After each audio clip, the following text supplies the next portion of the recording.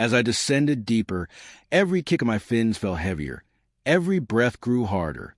In that suffocating silence, I realized there was no way out. The darkness was pulling me down, and I was already lost.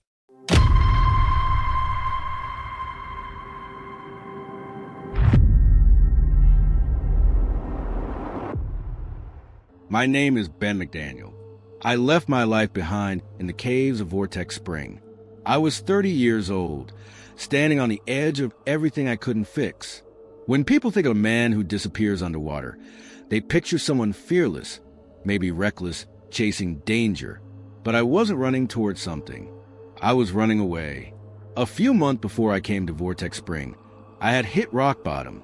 My construction business back in Tennessee had collapsed. I was buried in debt, facing lawsuits, and haunted by the loss of my younger brother, Paul, who died from a stroke at just 22. My parents, already grieving one son, were watching another unravel right in front of them.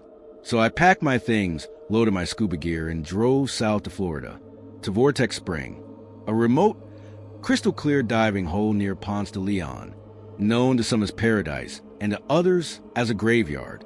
I told people I came to clear my head, to take a break. But that wasn't the full truth.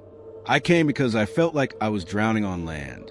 And maybe, just maybe, the depths could offer something the surface never had. Peace. Or answers. Or escape.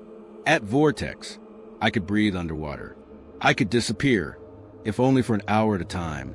And I could push closer and closer to the entrance of something few dared explore. The cave system sealed behind a metal gate 58 feet below the surface. Even without certification, I wanted to go deeper. Because when you've lost everything, what's one more risk?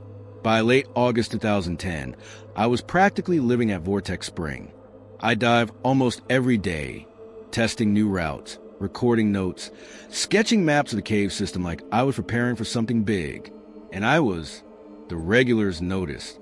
They saw me lingering by the gate, the metal grid installed to keep non-certified divers out of the deeper sections of cave. But I wasn't just curious. I wanted it. The thing about underwater caves is they don't forgive mistakes. Every turn looks the same. Every passage gets narrower. One wrong move, and you'll find yourself lost, tangled, or worse, trapped.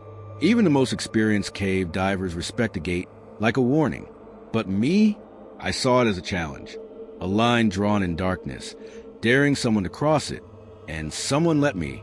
There were whispers that I'd been given the key code to the gate, maybe by a staff member, maybe someone who trusted me a little too much. They knew I wasn't certified, but I had good gear, decent skills, and I talked a big game. The deeper I went, the more I believed I belonged there. That cave became my cathedral, my escape, my obsession. On August 18th, I suited up for what would be my last dive. 2 air tanks, a dive light, and the calm resolve of a man who had made peace with whatever might happen next. I descended into the spring's basin. Its water eerily clear, the temperature a perfect 68 degrees. Swam past the training platforms, through the tunnel, and down to the gate. I unlocked it, and I went in. Inside the gate, the cave narrowed quickly. The walls closed in around me, thick with silt and silence. It was like swimming through a throat made of limestone, tight, twisting, endlessly dark. But I wasn't afraid. I was focused. I knew the initial passages well by then. The etched arrows, the faint graffiti from divers before me, the pockets where silt swirled if you kicked too hard. I moved carefully, avoiding the errors that could get someone turned around. And I went deeper than I ever had before. Somewhere around 1,000 feet in, the passage split. One way looped back. Safe, predictable. The other? Unknown. That's the way I chose. My dive light cut through the black like a blade, but even that didn't show much. Just walls. Fissures. The occasional flash of a blind cave fish darting away. Time slowed. My breath echoed in the mask, rhythmic but louder now, like my lungs were counting down something I hadn't acknowledged yet. I was alone, but it wasn't the kind of alone that scared me. It was the kind that felt right, like I'd finally reached the edge of everything. I don't know what happened next. There's no camera footage, no computer logs beyond the last reading. Just a time, around 7:40 p.m., when I was last seen descending into the cave, and a silence that followed me in and never let me out. That was the last time anyone saw me alive. Hours passed. I wasn't worried, not yet. I was always aware of my air supply, my time. I calculated everything before the dive. I had about an hour of air left when I decided to turn around to make my way back to the entrance. But something didn't go as planned. The passageways, which I had navigated so many times, now seemed unfamiliar. The light from my dive torch barely cut through the ink-black water. The walls, once reassuring, began to close in, twisting, turning, distorting. It was like the cave was shifting, reshaping itself, trapping me in its dark heart. Panic did not set in immediately. I was trained methodical. I checked my gauges, air, depth, time, everything in the green. I should have been okay. But that feeling, that nagging feeling that something was wrong, it lingered. It was 8:15 p.m. when I realized I had become disoriented. The path back was lost to me. I was where I thought I was. The air in my tanks was draining fast, and I was deeper than I should have been. I started breathing quicker, not yet panicked, but alert. I knew the way out was there. It had to be. I began retracing my steps, carefully. Every turn now felt like a gamble. I tried to backtrack the way I'd come, but the narrow passages didn't look the same anymore. No markings, no signs of where I'd been. The cave was blank, swallowed by its own blackness. The silence was deafening. No bubbles, no echo of movement. Just me, alone, lost, back on the surface. It was clear something had gone wrong. By the time the sun set, I should have been back on solid ground. I wasn't, and that's when the calls started. First to my family, then to the dive shop, and finally to local authorities. My absence wasn't immediately alarming to the regulars at Vortex Spring. I'd done deep, solo dives before. They assumed I just lost track of time, taken a longer route, or maybe just wanted some solitude to finish off a personal challenge. But by 11 p.m., when I hadn't returned and no one had heard from me, panic started to seep in. A rescue operation was launched immediately. Divers suited up, searchlights blazed, and the surface rippled with urgency. But the water was so clear, the cave so vast, that finding a single diver, no matter how skilled, was like trying to find a needle in an ocean. Vortex Spring's depth is known to be treacherous, and at 100 feet, the pressure starts to compress your thoughts. Even experienced divers lose track of time. Add the maze of tunnels, the lack of landmarks, and the silt that could cloud the way forward. It wasn't going to be easy. At 3 a.m., they expanded the search. The cave was mapped meticulously, but every inch still felt like a black hole. The hours dragged on, but there was still no sign of me. I knew my family must have been informed. My parents, my sister, how would they feel? The sense of helplessness that they must have been facing at that moment. It makes my chest ache. They had no way of knowing where I was. I had no way of knowing how much time I had left, and I was running out of air. Each breath felt heavier, my lungs more desperate. I tried to stay calm, to think logically, keep my wits about me, but the deeper I got, the more that black void was starting to take me in. I was running out of air. The gauge had dropped significantly, and panic began to creep in. I told myself I was fine, that I had prepared for this, that I could still make it, but my lungs were betraying me, and my mind began to falter. I reached out to steady myself against the cold stone of the cave, my fingers tracing the jagged edges, hoping to find a familiar path, a sign, something that would lead me back to safety.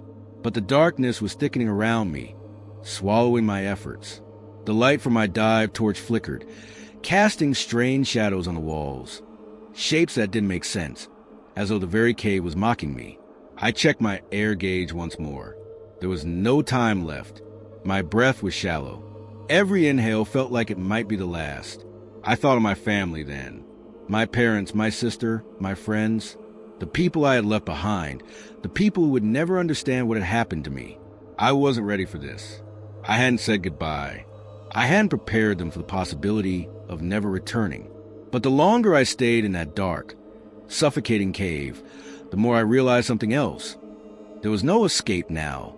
I wasn't going to make it out. Not this time.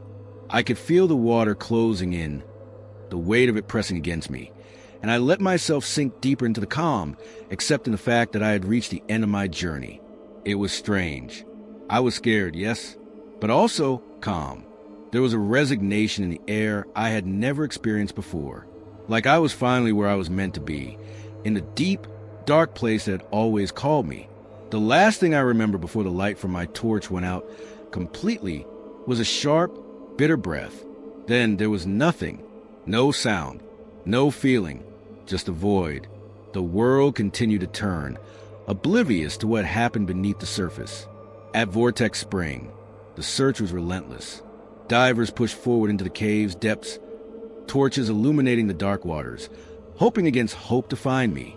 But they were fighting an enemy more dangerous than any diver could prepare for, time itself. As hours turned into days, the hope of rescue slowly faded, replaced by the grim realization that my fate was sealed. Back on the surface, my family waited, clinging to a sliver of hope. They had been informed of my disappearance, and the panic in their voices echoed into memories I would never hear again. They didn't know where I had gone, or if I would ever return. Divers searched for days, crawling through every tight, pitch-black passage they could reach. But the cave held its silence. No body, no trace. The only certainty was the unknown. To this day, I remain part of that deep, watery labyrinth. Somewhere, or perhaps nowhere at all. My family and friends were left with an unanswered question. Why? How did this happen? Why hadn't I returned? Was there a mistake? But they would never know the truth of that moment. They would never know the feeling of water pushing against you, of being too deep, too far gone. They would never understand how the cave held me in its quiet embrace, offering no answers, only silence. My name, Ben McDaniel, was now part of a tragic story, a tale of a man who set out to conquer the unknown and never returned. But to those who knew me, I wasn't just a story. I was a son, a brother, a friend. I was someone who lived with a hunger to understand the world in ways others never would. As the searchers surfaced defeated and the world moved on to its next distraction, I was left to disappear into the deep. I never expected to be the subject of a story like this. I never imagined that I would become a cautionary tale. But as I lie here, still as the waters that once surrounded me, I realize something profound. Sometimes, the greatest risk we take is a pursuit of understanding. There are moments in life when we stand on the edge of something deep and unknown, and we feel the call. It's a pull that can be impossible to ignore. It whispers to us, invites us to discover, to venture further, to see beyond what is immediately visible. It's the allure of the unknown, the belief that we are somehow meant to be the ones to solve the mystery. But it's important to remember that curiosity, no matter how noble, must be tempered with caution. We must respect the boundaries of the world around us, the limits of our knowledge and our abilities. The thrill of exploration is what pushes us forward, but it must never blind us to the inherent dangers that exist in the things we don't understand.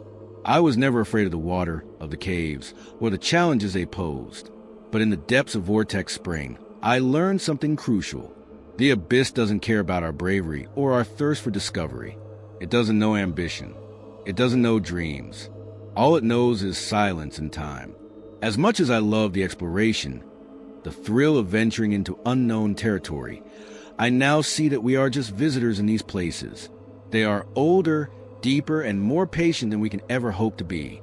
The true lesson from my journey is this: understanding doesn't always come with conquering. Sometimes it comes with acceptance of our own limitations, and a humble recognition that some mysteries are best left unexplored. I left this world doing what I love most, seeking answers in places where few dare to go. But I hope my story serves as a reminder for those who come after me. The pursuit of knowledge and the desire to discover the truth are powerful forces, but they must be approached with respect and care. So, if you're standing on the edge of your own unknown, whether at a physical place or a new chapter in life, take a moment to listen to the silence. Sometimes, that's where the true answer lies. And with that, I will remain in the depths, part of the mysteries that will outlast all of us.